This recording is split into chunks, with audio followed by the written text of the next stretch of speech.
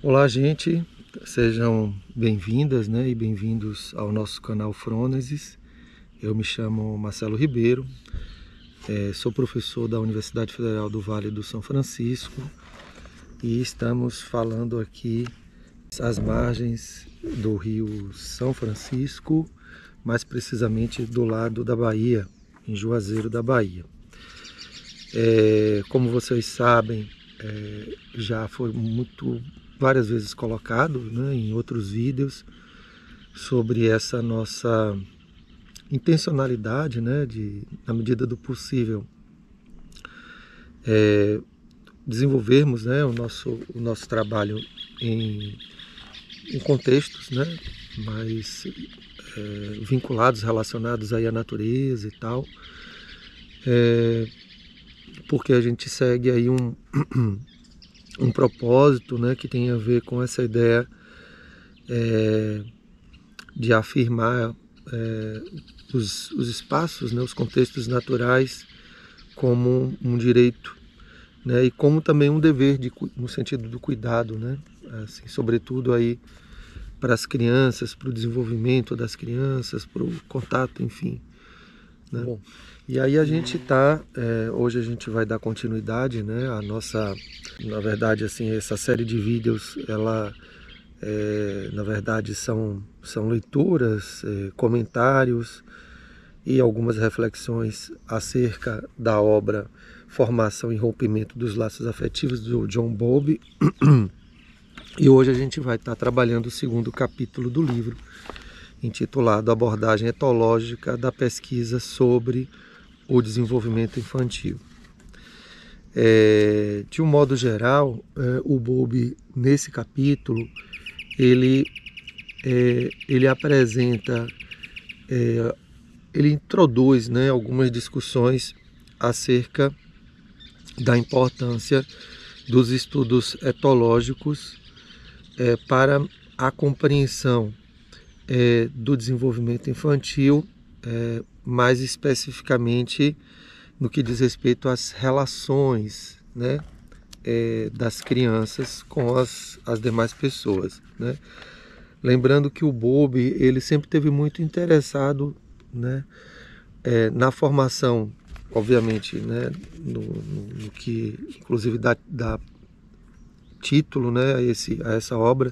Ele está muito interessado tanto na formação como também nas possibilidades de ruptura desses vínculos, né, desses laços afetivos. Então, nesse capítulo, o Bowlby ele problematiza, né, de maneira ainda que introdutória, a importância do campo da etologia, que a gente comentou um pouquinho no primeiro capítulo, né, desse livro. Então aqui ele vai falar um pouco isso, né, sobre essa importância dos estudos etológicos, e ele vai se situar como um psicanalista, né, inclusive também problematizando isso, quer dizer, como um psicanalista ele se aproxima do campo etológico, né? E aí ele faz algumas críticas, autocríticas, né, enquanto psicanalista, da necessidade de buscar isso em termos mais atuais. Ele não vai dizer isso no livro, né? De buscar mais evidências, de buscar modelos que possam ser mais inspiradores, né, e que tenham melhores desdobramentos. Mas não só ele faz a discussão sobre a questão da etologia, mas também ele se situa a partir das contribuições dos estudos experimentais e da teoria da aprendizagem. Então, esse capítulo é muito isso, quer dizer, como ele vai trazer aí as contribuições da etologia, fazendo contrapontos e críticas aos estudos experimentais e teoria da aprendizagem, e também se colocando aí como um psicanalista. Então, tem uma particularidade, assim, que isso vai se evidenciando, né, ao longo desse capítulo, é que o Bowlby ele se apropria, né, das contribuições dos estudos, né, do campo da etologia. Não que ele venha a desenvolver estudos propriamente ditos da etologia, mas se inspirando, né, nos modelos dos trabalhos, enfim, né, da etologia, ele passa isso passa a influenciar o modo como ele também vai enxergar os processos relacionados ao desenvolvimento da criança, inclusive também direcionando seus estudos. Então, não seria necessariamente um posicionamento do Bowlby de fazer estudos comparativos, né? Então, por exemplo, de estudar comportamento de primatas, por exemplo, né? Estudar comportamentos de humanos e desenvolver essas comparações e estabelecer o que é próximo, o que é que se distancia. É claro que esses estudos contribuem para a forma dele pensar, né, os processos de desenvolvimento, mas ele vai estar muito mais interessado nos estudos com humanos, né? Então, o Bowlby ele segue muito aí essa tradição clínica, né? Clínica naquele sentido psicanalítico, né? Então, essa diferenciação ela se faz necessária. E considerando, né, que a etologia ela tem uma preocupação básica, né, com a questão da evolução do comportamento através do processo da seleção natural, e aí a gente faz uma referência explícita à tradição do Darwin, né? Então esse é um ponto também interessante, né? Quer dizer, o Bowlby ele também está muito interessado nisso, né? Quer dizer, que comportamentos são esses comportamentos mais arraigados, né? Esses comportamentos que têm a ver com o processo de uma seleção natural, né? que está muito enraizado na condição da espécie, no caso aí da espécie humana, né? E o Bowlby ele toma essa preocupação básica, né? Oriunda aí do Darwin, sobretudo, porque é a base mesmo dos trabalhos da etologia. Como eu disse, não para seguir, né? Não para ser um estudioso desse campo necessariamente, mas para ampliar, inclusive ele vai dizer isso, ampliar os horizontes da psicanálise, né? Ele sempre se situa aí nessa perspectiva, ainda que a gente saiba as cisões que isso provocou no meio psicanalítico. Então, né, tomando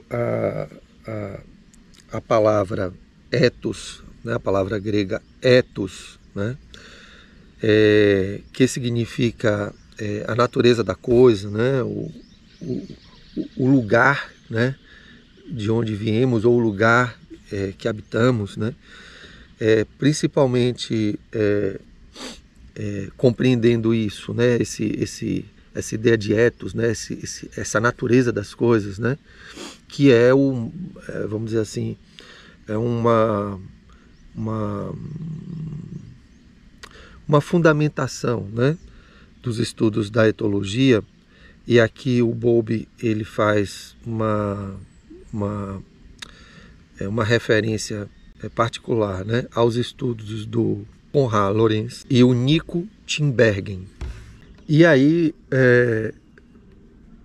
o que é que o Bowlby vai estar pensando, pelo menos nesse período, né, em que ele produz esse capítulo, né, que são, na verdade, só um pequeno parênteses.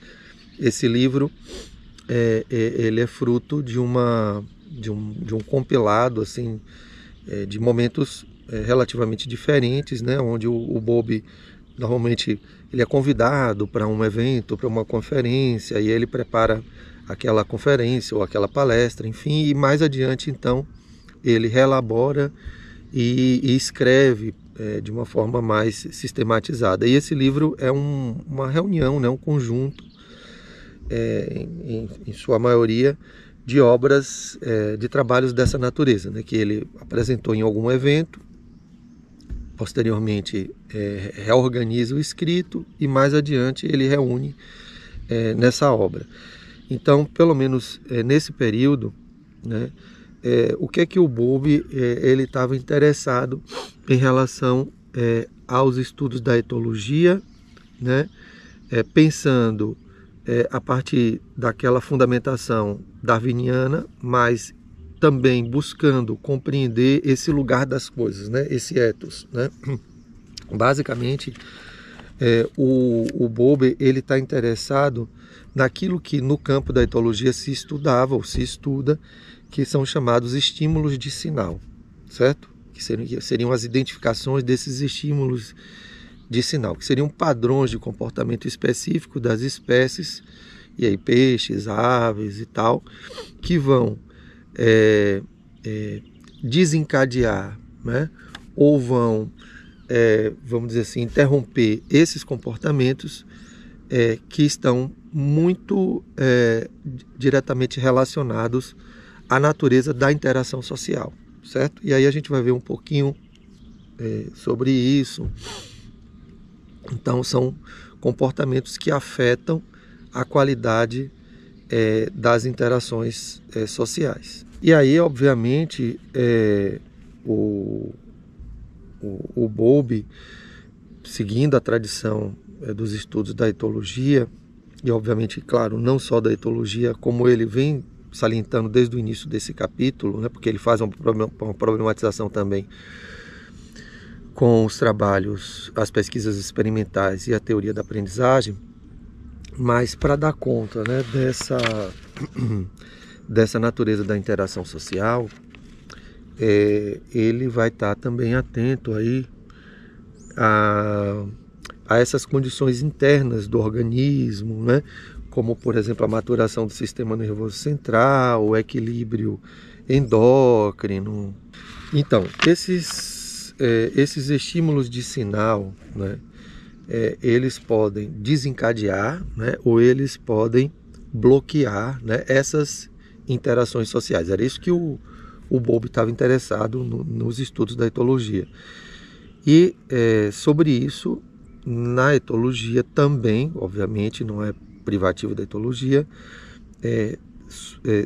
existem dois conceitos sobre isso, que é o conceito de detonador social e o conceito de supressor social, né? E que contribuem muito para o estudo da interação social, e aí falando de humanos, da interação social não verbal entre humanos, né? Principalmente aí as questões ligadas à carga emocional, né? E toda a possibilidade, né, de aplicação disso nas pesquisas no desenvolvimento infantil. Então, há assim, uma série de linhas de pesquisa, né, que ele cita, por exemplo, aqui 4, que a primeira seria a resposta, se a resposta, né, ao estímulo se desenvolve ou não. Uma outra linha acerca da intensidade em que o estímulo é posteriormente exibido, a forma motora precisa que vai se assumindo, né, ao longo de um certo desenvolvimento, e estímulos que vão ser ativados ou que vão ser mais bloqueados, né? Então, aí ele sai dando alguns exemplos interessantes que aí eu acho que vale a pena, né? Um deles, e aqui eu vou estar lendo, tá? Um deles que ele traz, né, que seria a tendência do patinho putrião, né, um tipo de pato, para seguir um objeto em movimento que está em sua fase mais sensível a cerca de 16 horas após sair da casca, não se desenvolve se o patinho não tiver em suas primeiras 40 horas nenhum objeto para seguir.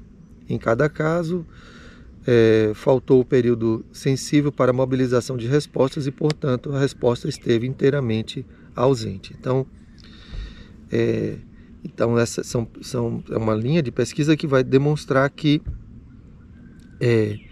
se determinada interação, né, ou determinados estímulos e tal, não acontecer num determinado período da maturação, aquele comportamento não vai estar presente. E um outro exemplo, ele traz aqui: os ratos que foram submetidos pouco depois de nascer a um período de frustração alimentar intermitente tendem, quando adultos, a armazenar muito mais pelotas de comida, bolinhas de comida, né, do que os ratos que não passaram por tal experiência, né? E aqui ele faz uma ressalva que essa pesquisa ela foi realizada por estudiosos experimentais, mas que ele toma aqui para dar uma explicação a partir de uma base etológica, né?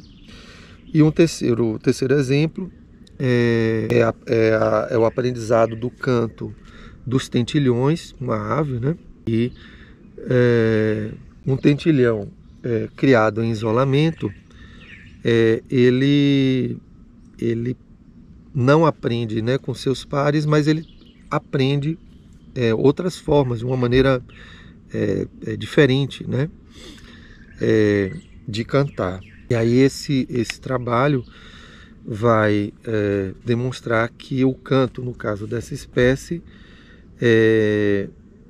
o canto que ele aprende é o canto que ele vai cantar para o resto da vida. E o último exemplo que ele traz, né, que diz respeito a esses estímulos que ativam, né, e que bloqueiam, então ele diz assim, que no começo, né, um gansinho seguirá qualquer objeto em movimento que esteja dentro de certos e amplos limites de tamanho. Após alguns dias, ele somente seguirá a espécie de objetos a que está acostumado, seja a mãe ganso ou o homem, né? Esse estudo é bem clássico, né? Então, são exemplos que o Bowlby ele vai tomar, ainda que não seja próprio, né, do campo da etologia, mas que ele vai tomar para entender a partir das contribuições da etologia. E daí também trazer, né, para sua linha de interesse, o seu projeto de investigação. E mais adiante, então, o Bowlby ele vai fazer uma discussão assim, mais específica em relação à questão humana do bebê, mais especificamente do sorriso, né? Então ele vai pegar alguns trabalhos, né, que abordam o sorriso como esse detonador social, né? E que desencadeia toda uma interação, sobretudo de afetação, né, em relação à sua mãe ou aos cuidadores. Ele vai fazer uma crítica a alguns trabalhos que foram feitos à época, principalmente do campo das teorias da aprendizagem, que segundo o Bowlby não explicariam de modo suficiente, e o Bowlby então vai desenvolver toda uma explicação desse comportamento do sorriso a partir da contribuição dos estudos da etologia, demonstrando que seria um comportamento de ligação e com uma base aí dessa comportamento do sorriso como algo próprio da espécie, né?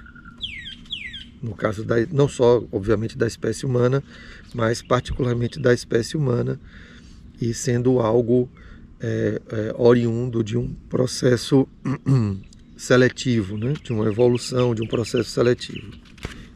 E por fim, eu queria também, assim, só fazendo aí algumas atualizações, né? Porque lembrando, né, que esse livro ele foi produzido aí no final da década de 70, né? Então imagine quanto tempo, né? Então certamente se a gente vai fazer uma crítica assim mais detalhada, né? Mais ao pé da letra, né? A gente vai ver o quanto muita coisa aqui já foi, né, superada, ou já foi consensuada, né? E aí é interessante, acho que duas coisas, né? Então, existe até um ditado que diz assim, olha, quando um sábio, né, aponta para a lua, a gente não deve olhar para o dedo, né? Mas a gente deve olhar para aquilo que ele aponta, né? Então é isso. O que é que o Bowlby estava apontando e o que é que isso tem ainda de inspirador, né? De inovador, né? De potente, de mobilizador, né? Enfim, que possa responder aos nossos desafios.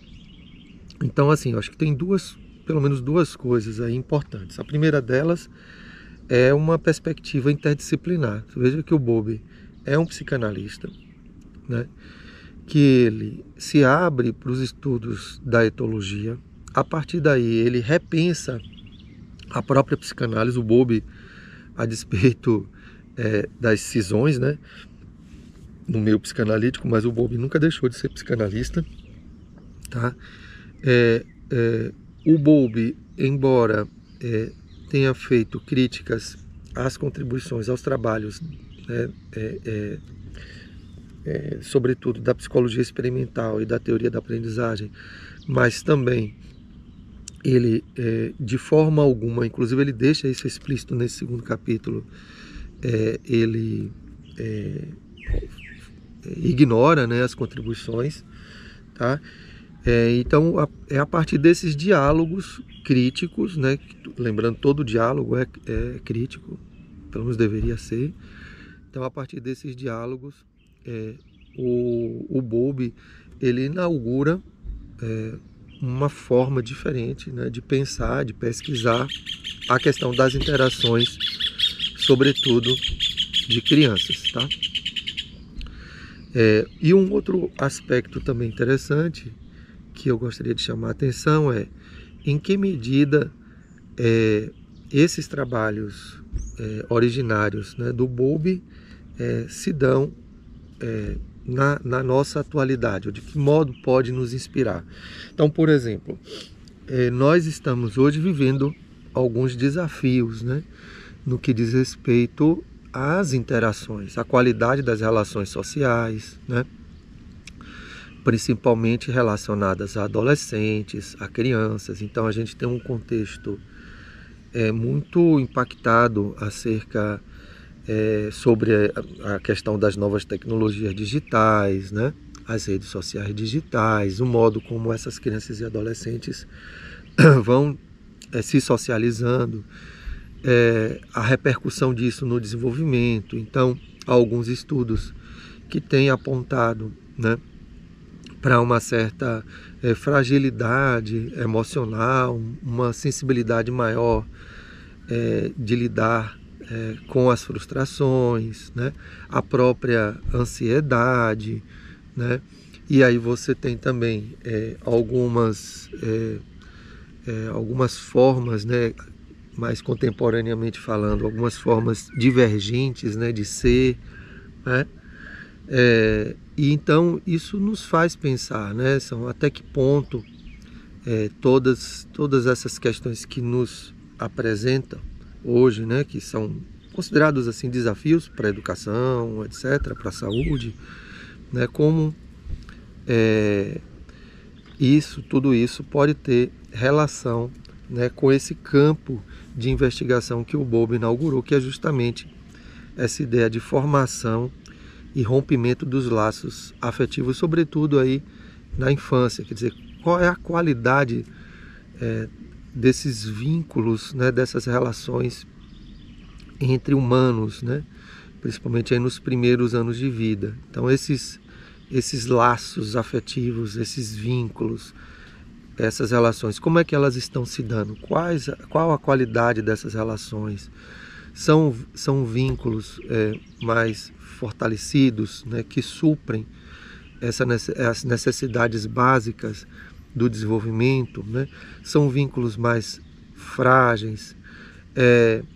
há lacunas, né, na forma como esses laços afetivos eles se dão, se sim, como isso tem impactado, né, no desenvolvimento, existiriam relações, né, dessa qualidade de rompimento dos laços ou de formação dos laços no que diz respeito à ansiedade, no que diz respeito a lidar com as frustrações, no que diz respeito a esses desenvolvimentos chamados neurodivergentes, né? Então acho que é um campo aí aberto, né, bastante inspirador, numa perspectiva interdisciplinar, e que o Bowlby, pelo menos é assim que eu entendo, ainda chega até a gente, tá? No nosso próximo encontro nós vamos abordar o terceiro capítulo, cujo título é O Luto na Infância e suas implicações para a psiquiatria. Vocês vão notar que a partir daqui há uma mudança bastante significativa, né, no modo como os capítulos eles vão ser organizados aí nessa obra. Então, se você gostou, né, e tal, né, do trabalho que a gente está fazendo aqui, então se puder dar uma curtida, também se inscrever no nosso canal Frônesis, e aí você vai poder, né, receber as notificações dos novos vídeos e tal, e dar uma força também, né, um estímulo, né, para o nosso trabalho. Então a gente se vê aí no próximo encontro.